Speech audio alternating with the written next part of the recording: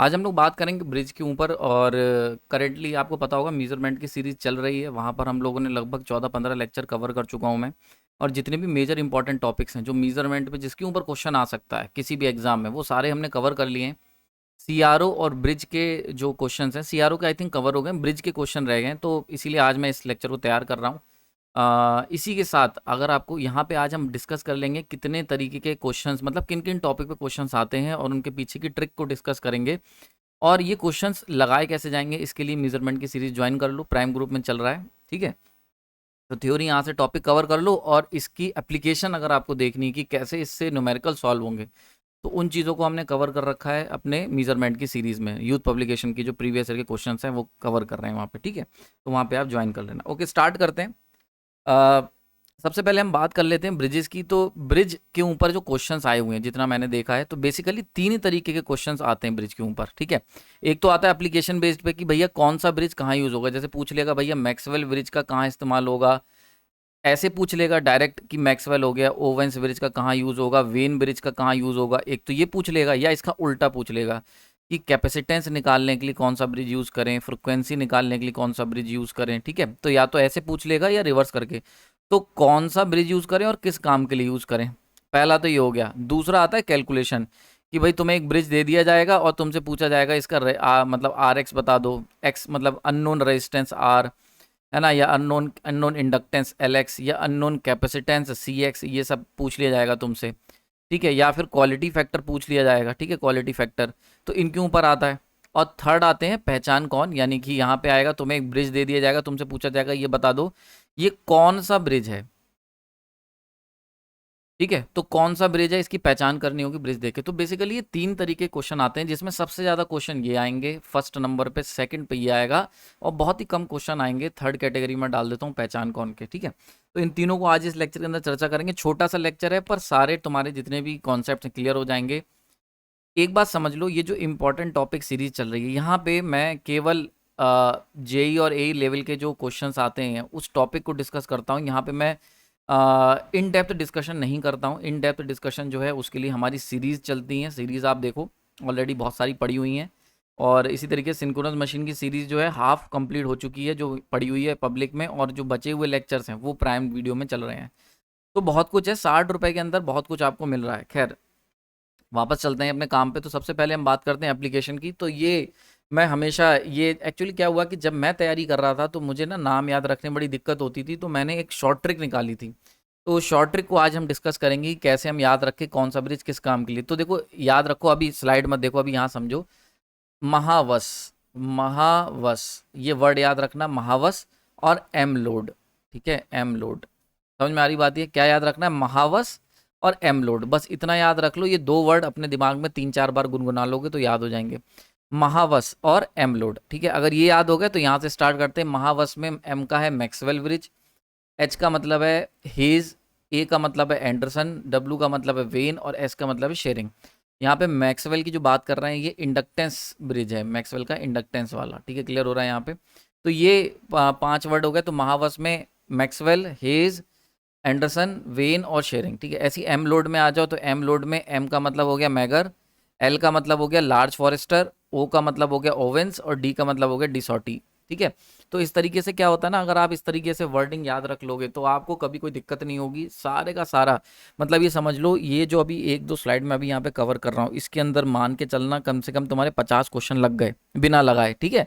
तो Maxwell, hedge, Anderson, when, sharing और M load का मतलब हो गया मैगर, लार्ज फॉरेस्टर, ओवेंस और डिसॉर्टी, ठीक है। ये समझ में आ गई होगी ना। अब देख लेते हैं इनका काम क्या क्या होता है। तो सबसे पहले अगर मैक्सवेल की बात करें, तो मैक्सवेल का देखो स्टार्टिंग होगी एल से। मैक्सवेल का काम होता है इंडक्टेंस को मीजर करना, हेज का काम होता है इंडक्टेंस को मीजर करना। तो दोनों की दोनों ब्रिज जो है इंडक्टेंस को मीजर करते हैं।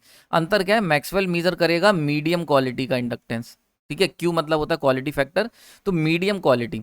और हेज जो है वो मीजर करेगा हाई क्वालिटी। अभी आगे चल के बता दूंगा क्वालिटी में क्या होता है। तो 3 क्वालिटी होती हैं। क्वालिटी 10 से ज़्यादा है, ठीक है, क्वालिटी 10 से कम है, और 1 से ज़्यादा है, और क्वालिटी जो है वो 1 से कम है, लेस देन 1, ठीक है। तो ये वाली जो होती है ये लो क्वालिटी में आ गई, ये वाली मीडियम क्वालिटी में आ गई, और ये आ गई तुम्हारी हाई क्वालिटी में, ठीक है। क्लियर हो रहा है यहाँ पे? तो मैक्सवेल जो है वो मीडियम क्वालिटी, मतलब 1 से लेके 10 के बीच में, तो अगर कोई इंडक्टेंस लेके आ रहे हो जिसकी क्वालिटी 1 से 10 के बीच में है तो मैक्सवेल यूज़ करोगे। अगर लेके आ रहे हो 10 के ऊपर की क्वालिटी का बढ़िया वाला महंगा वाला तो उसके लिए हेज ब्रिज का इस्तेमाल करेंगे। एच देखो याद रखने का तरीका क्या है, एच से हेज है, एच से हाई, ठीक है, तो हाई क्वालिटी इंडक्टेंस, ठीक है, समझ में आ गया। एंडरसन एंडरसन का जो होता है वो उसके लिए हम मेजर करेंगे एल इन टर्म्स ऑफ सी, मतलब इंडक्टेंस निकालेंगे लेकिन किसके टर्म्स में, कैपेसिटेंस के टर्म्स में हम लोग, यानी कि कैपेसिटेंस की मदद से हम लोग इंडक्टेंस फाइंड आउट करने की कोशिश करते हैं। सिंपल सी एक चीज़ याद रखना, जब भी हम कैपेसिटेंस की मदद से इंडक्टेंस फाइंड करेंगे तो हमेशा वो इंडक्टेंस लो क्वालिटी वाला ही होगा। तो लो क्वालिटी का जो इंडक्टेंस होता है वहाँ पे हमें ज़रूरत पड़ेगी कैपेसिटेंस की मदद से उसको फाइंड आउट करने की। तो याद रखना यहाँ से लो क्वालिटी हो गया। वेन जो है, वेन यहाँ पे फ्रिक्वेंसी एंड कैपेसिटेंस, तो देखो ऊपर के 3 जो इंडक्टेंस है, नीचे आ जाओगे तो वेन और फ्रिक्वेंसी और कैपेसिटेंस, एंड देन फाइनली आता है शेयरिंग ब्रिज। शेयरिंग ब्रिज जो होता है ये सबसे ज़्यादा इंपॉर्टेंट ब्रिज होता है इन टर्म्स ऑफ कैपेसिटेंस। सब कुछ कैपेसिटेंस का पूरा परिवार यहीं से निकलता है, इसके पूरे परिवार का ये तुम्हें कुंडली निकाल के दे देगा। तो कैपेसिटेंस, पावर फैक्टर, लॉस कितना है, लॉस ही डाइलेक्ट्रिक हो गया, 10 डेल्टा लॉस फैक्टर, ये सब कुछ निकल जाएगा शेयरिंग ब्रिज से, ठीक है, क्लियर हो गया यहाँ पे। तो कैपेसिटेंस का माई बाप है ये ब्रिज, ठीक। नेक्स्ट अगर हम लोग बात कर ले नीचे वाले ब्रिज की, तो एम लोड, एम में क्या आता है, मैगर, मैगर आपको बताया था मैंने, वेरी हाई रेजिस्टेंस के लिए निकालने में आता है। मैगर के ऊपर जो एमसीक्यूज हैं ये हमने ऑलरेडी कवर कर रखे हैं, इन सब के ऊपर एमसीक्यू मैंने कवर करे हुए हैं, जाके देखना यूथ पब्लिकेशन सीरीज में, और जो रह गए हैं वो इसके बाद आ जाएंगे धीरे धीरे। 2-4 देखो 4 लेक्चर लगभग और बचे रह गए हैं, क्योंकि मैं चाह रहा हूँ मेजरमेंट की सीरीज ना पूरी कंप्लीट हो जाए, क्योंकि मेजरमेंट ऐसा टॉपिक है सब जगह आता है। इसके बाद हम लोग ट्रांसफॉर्मर के ऊपर जंप कर देंगे, ठीक है, क्लियर हो रहा है यहाँ पे।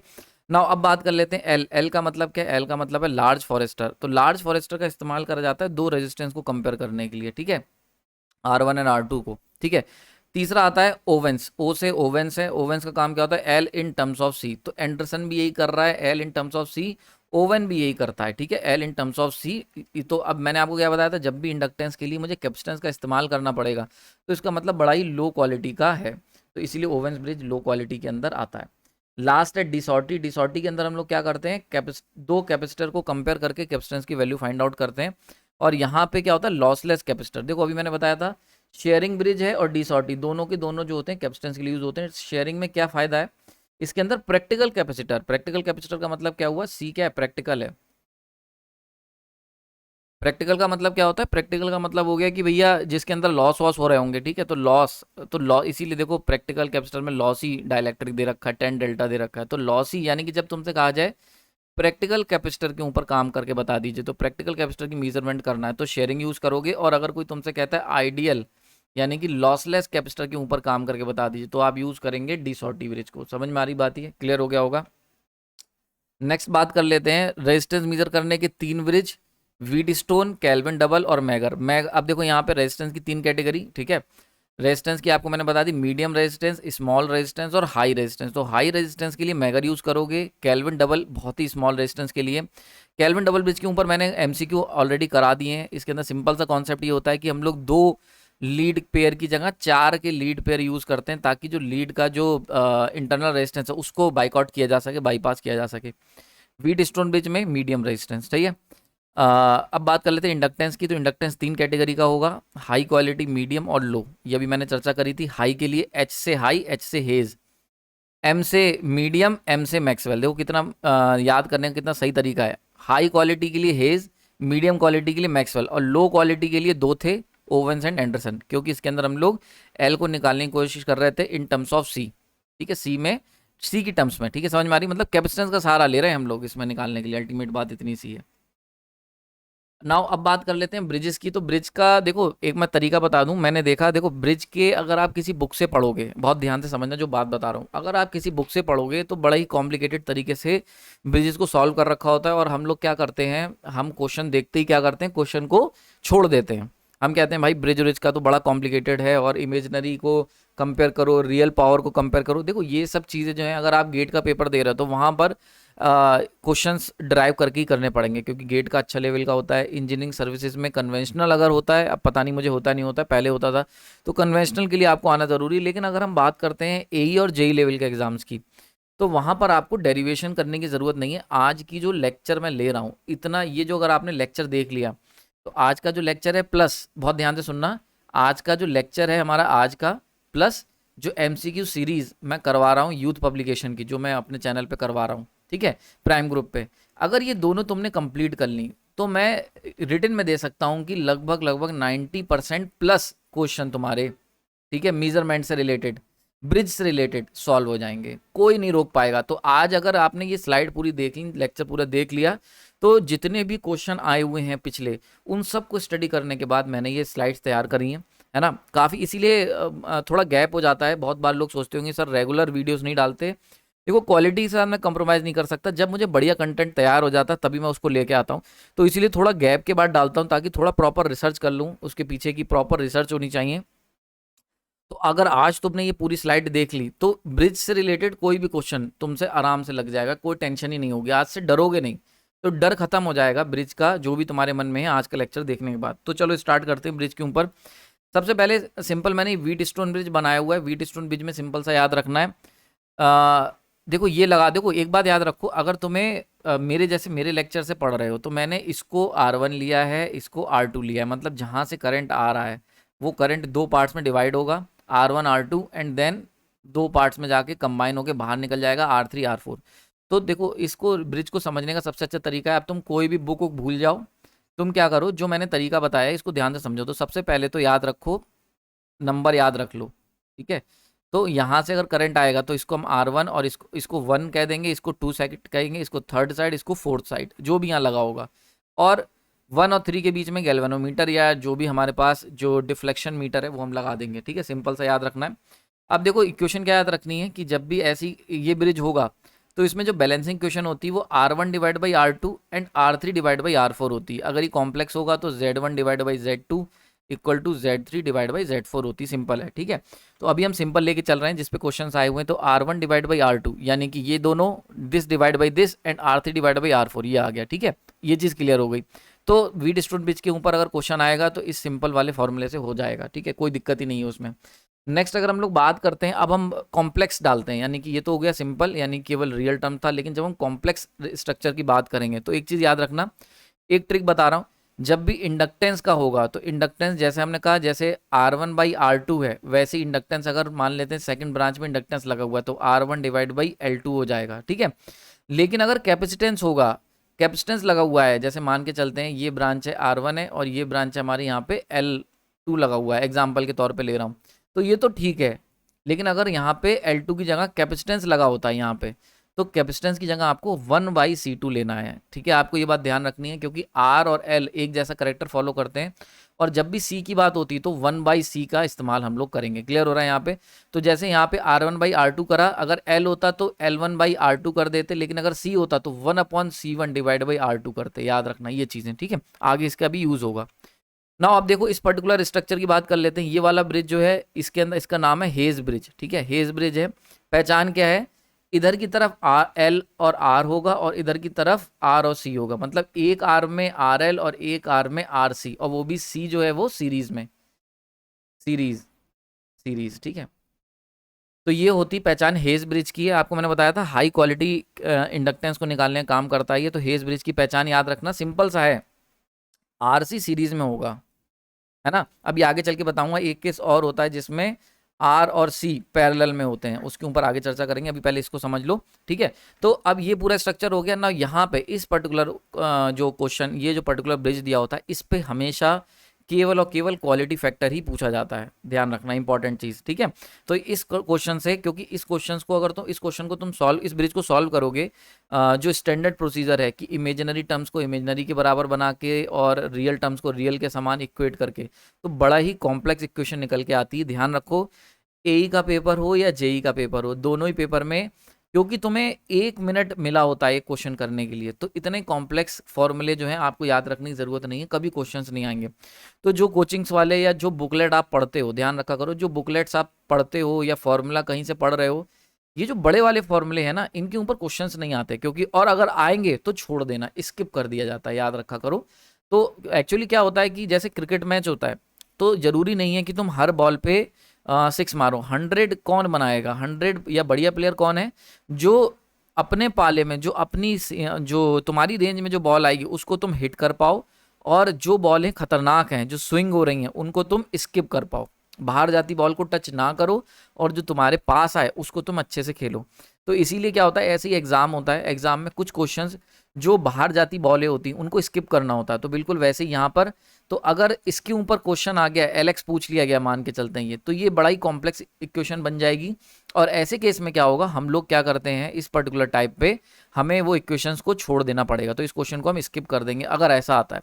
पर मैंने देखा कि 90% प्लस, जो भी बता रहा हूँ 90% प्लस, मैंने जितने भी क्वेश्चंस देखे हेज के ऊपर अगर क्वेश्चन आया हुआ है तो क्वालिटी फैक्टर निकालने पे आया, क्योंकि ये एक सिंपल फॉर्मूला है। तो क्वालिटी फैक्टर का सिंपल याद रखना है, अगर सीरीज में आरसी है, सीरीज में आरसी सीरीज में जुड़ा हुआ है, तो क्वालिटी फैक्टर इक्वल टू 1/ओमेगा सी आर। अब यहाँ पे कौन सा है, R4 और C4, तो C4 समझ में आ रही है।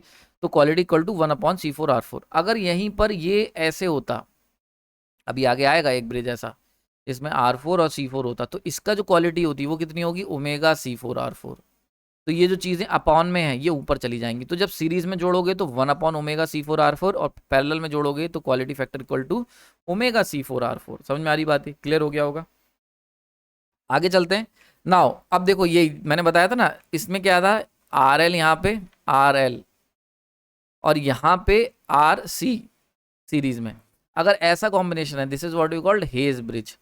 वहीं पर क्या होता है, अगर यहाँ पे RL है ना, और यहाँ पे RC है, तो पैरेलल और सीरीज, तो ये जब हमें देखने को मिलता है, this is what we called Maxwell bridge, Maxwell's inductance capacitance bridge. समझ में आ रही बात है। तो ये मैक्सवेल का आ गया महावश, है ना, तो उसमें महावश जो मैक्सवेल था वो ये हो गया, क्लियर हो गया यहाँ पे।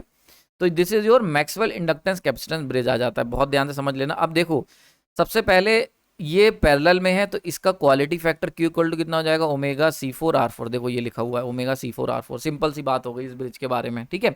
नेक्स्ट, अब देखो यहाँ पर इसको समझ लो कैसे करना है। तो इसमें दो चीज़ें तुमसे पूछी जा सकती हैं। एक तो तुमसे, इसको 1 लिखा हुआ है मैंने, इसको x करके दिया होता है LX, यानी कि ये अननोन है, ठीक है। These are the unknown parameters, unknown.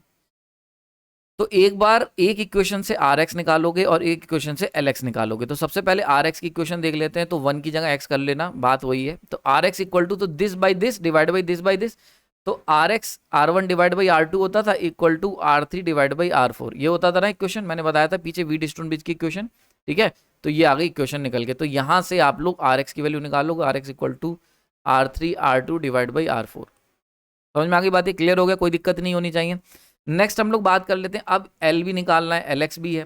तो LX की इक्वेशन क्या याद रखनी, this divide by this equal to this divide by this. अब देखो एक बात ध्यान से समझ लो, जब भी एक कॉम्प्लेक्स टर्म का इस्तेमाल करोगे और डिवाइड करो रियल टर्म से, तो दूसरी जगह भी एक कॉम्प्लेक्स टर्म का इस्तेमाल करोगे और डिवाइड, एक मतलब तुम कैपेसिटेंस लोगे, इक्वेशन में कॉम्प्लेक्स टर्म ली जाएगी।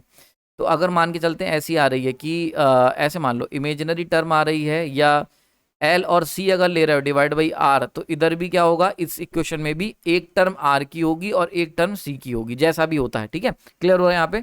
यानी कि मतलब अगर इधर एक इमेजिनरी और एक रियल टर्म है, तो इधर भी एक इमेजिनरी और एक रियल टर्म होगा, चाहे वो ऊपर नीचे हो, कोई दिक्कत नहीं है, लेकिन होगा जरूर। क्लियर हो रहा है यहाँ पे, इतना सा आपको कॉन्सेप्ट याद रखना। ये एक शॉर्ट ट्रिक है, क्योंकि डेरिवेशन में नहीं करा रहा हूँ, शॉर्ट ट्रिक बता रहा हूँ कैसे करना है। तो सबसे पहले रियल निकालना था, तो real divide by real equal to real divide by real, कोई दिक्कत नहीं है। अब कॉम्प्लेक्स की बात कर लेते हैं। तो ब्रांच सेम रहेगी, मतलब एक arm, second arm, third arm, fourth arm. तो 1 arm divide by second arm equal to third arm divide by 4 arm. अब देखो कैसे करते हैं इसे। तो यहाँ पे अब हमें LX निकालना है, तो LX डिवाइड बाई R2, है ना, this divide by this equal to this divide by, अब अगर हम इधर R3 ले रहे हैं, तो देखो इधर एक कॉम्प्लेक्स टर्म है, यानी कि एक इंडक्टिव, एक इमेजिनरी टर्म है। तो यहाँ पर एक, तो इस R में तो कोई इमेजिनरी टर्म है ही नहीं, तो इसको हमने रियल ले लिया।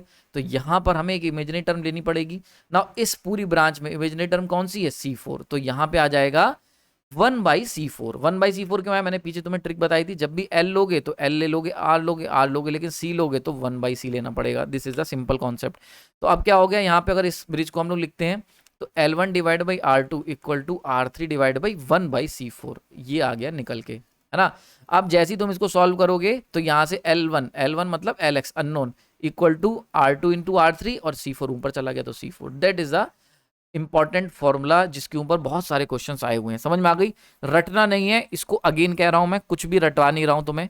तो मैं सिंपल सा एक कॉन्सेप्ट बता रहा हूँ, उस ट्रिक का इस्तेमाल करना है, सारे के सारे ब्रिज हम उसी से सॉल्व करेंगे। ट्रिक क्या है, इतनी सी ट्रिक है कि अगर एक इमेजिनरी और एक रियल ले रहे हो तो इधर भी एक इमेजिनरी और रियल लोगे, चाहे तो रियल डिवाइड बाई इमेजिनरी कर लो वो चलेगा, पर इमेजिनरी डिवाइड बाई मतलब एक इमेजिनरी ले रहे हो तो एक और रियल ले रहे हो एक तरफ तो दूसरी तरफ भी ऐसे ही हमें मेंटेन करना पड़ेगा। क्लियर हो गया। नेक्स्ट बात कर लेते हैं डी-शॉर्टी ब्रिज। डी-शॉर्टी ब्रिज मैंने बताया था, डी-शॉर्टी के अंदर क्या होता है कि C1 और C2 को कंपेयर करते हैं लॉसलेस। तो अब देखो यहाँ पे क्या करा गया, यहाँ पे C1 और C2 ले लिए और इस ब्रांच में R3 R4। तो कोई अगर ऐसा ब्रिज आ जाए जिसमें एक तरफ C1 हो इधर C2 हो, यानी कि दोनों इमेजिनरी टर्म और इधर दोनों रियल टर्म हो, तो ये हो जाता है तुम्हारा डी-शॉर्टी ब्रिज। क्लियर हो गया यहाँ पे। अब इसका कैलकुलेशन बहुत सिंपल है, जैसे हमने बताया था भाई 1 divide by 2 equal to 3 divide by 4, बस इतना याद रखना है। तो अब देख लो यहाँ पे C1 1/C1 divide by 1/C2 equal to R3 divide by R4, इधर तो कोई ऑप्शन ही नहीं है। सही है, समझ में आ रही बात ये। तो इस तरीके से हम सिंपल कर सकते हैं। तो इधर इमेजिनरी डिवाइड बाई इमेजिनरी, इधर रियल डिवाइड बाई रियल कर लो, तो यानी कि purely imaginary, imaginary divide by imaginary, तो इधर रियल बाई रियल, है ना। अगर हम इसको रिवर्स भी कर सकते हो, इमेजिनरी डिवाइड बाई रियल करोगे तो देखो ये आ जाएगा तुम्हारा इमेजिनरी डिवाइड बाई रियल। इसको इधर भेज दोगे और इसको इधर भेज दोगे, क्रॉस कर दोगे, तब भी बात वही आ गई। ठीक है, क्लियर हो गया यहाँ पे, समझ में आ रही है। तो इसको कैसे याद रखना है, तो 1 डिवाइड बाई 2 था तो 1 को क्या लिखेंगे 1/C1 divide by 1/C2 equal to R3 divide by R4। समझ लो इसको ना, यही एक तरीका है जिससे हम इसको याद रख सकते हैं, वरना बहुत सारे ब्रिज हैं, सब में कंफ्यूज हो जाओगे। तो सिंपल जो तरीका बता रहा हूँ इसकी 2-4 बार प्रैक्टिस कर लोगे, पेपर में जब क्वेश्चन आएगा तो इजीली सॉल्व हो जाएगा। ठीक है, क्लियर हो गया यहाँ पे। तो 1/C1 divide by 1/C2 equal to R3 divide by R4। अब C2 ऊपर गया, C1 नीचे आ गया, तो C2 divide by C1 equal to R3 divide by R4। अब ये क्वेश्चन रटने जाओगे तो ये याद ही नहीं रहेगी, क्योंकि हम तो 1 divide by 2 equal to 3 divide by 4 कहते हैं, यहाँ उल्टा है। समझ में आ रही, तभी मैंने आपको ये चीज़ बताई। नेक्स्ट बात कर लेते हैं नॉर्मल मैक्सवेल ब्रिज की। ठीक है, मैक्सवेल हो गया यहाँ पे। तो पीछे वाला जो मैक्सवेल था वो मैक्सवेल L और C वाला ब्रिज था, ये है मैक्सवेल का ब्रिज, नॉर्मल मैक्सवेल ब्रिज की बात कर ले रहे हैं। अब इसके अंदर देख लो, इसके अंदर क्या है, R L है और यहाँ पर भी R और L है। ठीक है, अगर ऐसा आ जाएगा तो मैक्सवेल ब्रिज, अगर R L है और यहाँ पे अपोजिट ब्रांच में C और पैरेलल में R है, ये आ जाएगा तो मैक्सवेल इंडक्टेंस कैपेसिटेंस ब्रिज, है ना। और ये वाला जो आ गया, ये आ गया Maxwell bridge, simple Maxwell bridge. समझ में आ रही बात ये। तो इस तरीके से आपको याद रखना होगा, ये जो मैं बता रहा हूँ बस इतना आपको याद रखना है, सारे क्वेश्चन सॉल्व हो जाएंगे।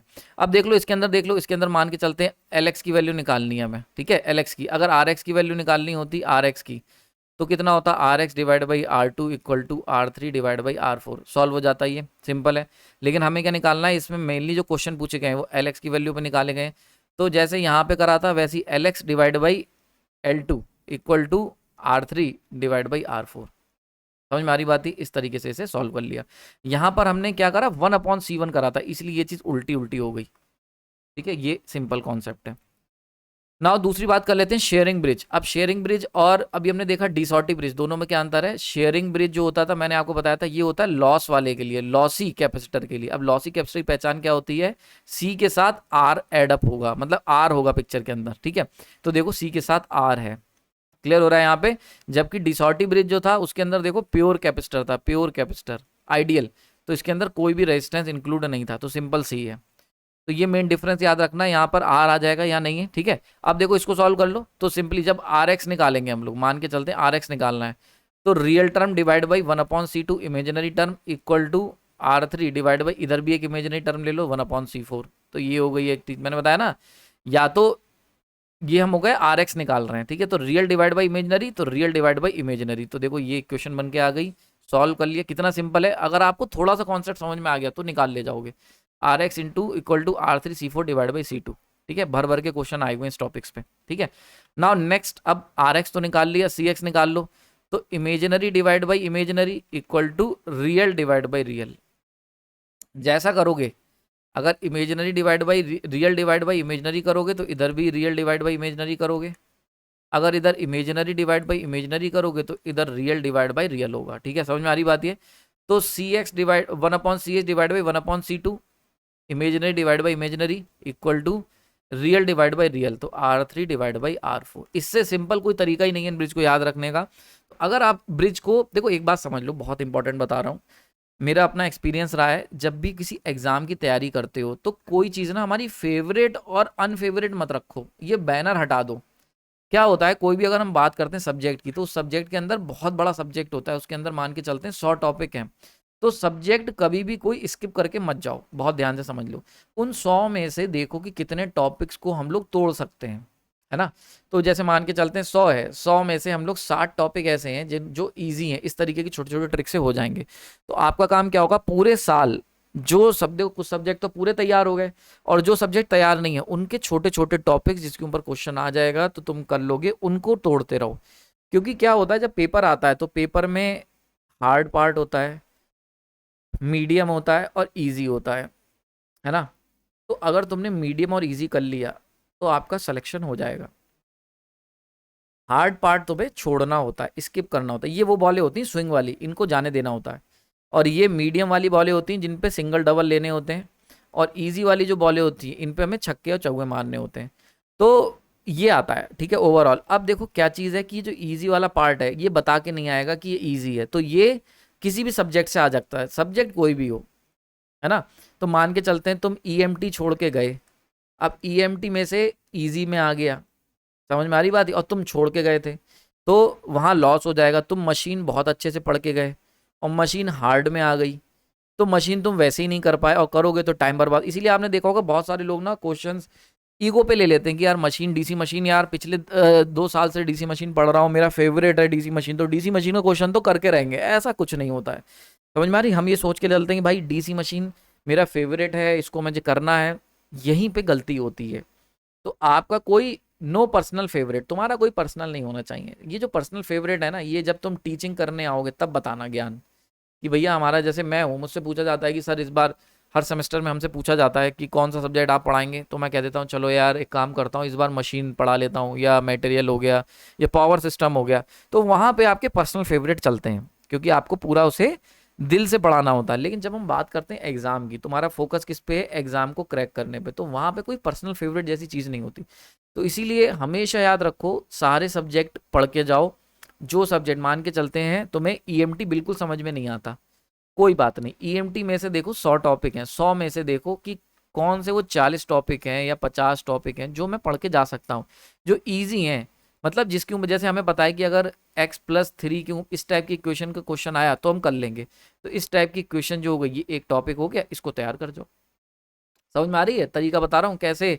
मतलब सब्जेक्ट कोई पर्सनल फेवरेट नहीं बनाना है, पहला पॉइंट। दूसरा, हर सब्जेक्ट के जो कमजोर कड़ियां हैं उन्हें देखो, हर सब्जेक्ट की कमजोर कड़ी होगी, हर सब्जेक्ट के कुछ ऐसे टॉपिक होंगे जो इजी में आते होंगे, जो इजी में एक फॉर्मूला और वो हो गया।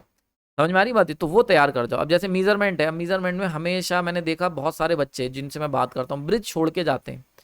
तो ब्रिज आज का ये टॉपिक सीखने के बाद, आज का ये लेक्चर देखने के बाद, ब्रिज मुझे लगता नहीं तुम छोड़ के जाओगे। बाकी अपने फीलिंग्स जो है वो कमेंट सेक्शन में बता देना, ठीक है। क्लियर हो गया यहाँ पे। तो देखो सिंपली हमने करा, imaginary divide by imaginary equal to real divide by real, solve हो गया। Real divide by imaginary equal to real divide by imaginary. तो इस तरीके से हमने दोनों इक्वेशन सॉल्व कर ली। सी एक्स मिल गया और आर एक्स मिल गया। बहुत क्वेश्चन आए हुए हैं भर भर के इसके ऊपर, ठीक है। तो यहाँ तक आई होप आपको कोई डाउट नहीं होना चाहिए, ठीक है, समझ में आ गई होगी। तो इतना ही रखते हैं। और इसकी जो पीडीएफ कॉपीज़ हैं, अगेन मैंने कहा इसकी पीडीएफ कॉपीज़ जो हैं वो मैं डाल दूंगा। अभी कई दिनों से मैंने पीडीएफ नहीं डाली है, अभी थोड़े दिन में एक्चुअली थोड़ा सा कुछ व्यस्तता चल रही है, इसीलिए मैं पीडीएफ लेक्चर्स अपलोड कर दूंगा। तो इसी लेक्चर की या जो भी मैंने लेक्चर्स पढ़ाए हैं उनकी पीडीएफ कॉपी चाहिए मैक्सिमम, कुछ के तो पॉसिबल नहीं है। एक्चुअली पीडीएफ लेक्चर जो हैं जिनकी मैंने स्लाइड से पढ़ाया है वही मिल पाएंगे। जो मैंने रैंडम पहले शुरुआत के लेक्चर जो थे डीसी मशीन के, वो संभव नहीं है। दोबारा कभी डीसी मशीन के जब लेक्चर्स नए वाले लूंगा तो वहाँ पे कवर कर दूंगा, ठीक है। तो पीडीएफ लेक्चर्स आपको मिल जाएंगे। साथ ही साथ synchronous machine, one of the most important series चल रही है, जाके देखो। 60 रुपये मिनिमम कॉस्ट मैंने रखी है, जिससे कि आप हर महीने उसको दे सको, जुड़े रह सको, ठीक है। तो कंप्लीट अगर सीखना चाहते हो तो ये दोनों आप जुड़े रहो, तो नोट्स भी मिलते रहेंगे। साथ ही साथ यूथ पब्लिकेशन की सीरीज चल रही है, इंस्ट्रूमेंट की खत्म होने वाली, मेजरमेंट की, देन उसके बाद हम लोग ट्रांसफॉर्मर या आई थिंक कोई और इंपॉर्टेंट सीरीज शुरू करेंगे। आपने अपना कीमती समय दिया उसके लिए धन्यवाद। कोई मन में डाउट है तो कमेंट सेक्शन में बता देना। इसी की अगर प्रैक्टिस करनी, इन क्वेश्चन, ये ट्रिक्स मैंने बताई हैं, तो इसके लिए मेजरमेंट की सीरीज चेक कर लेना। Thank you.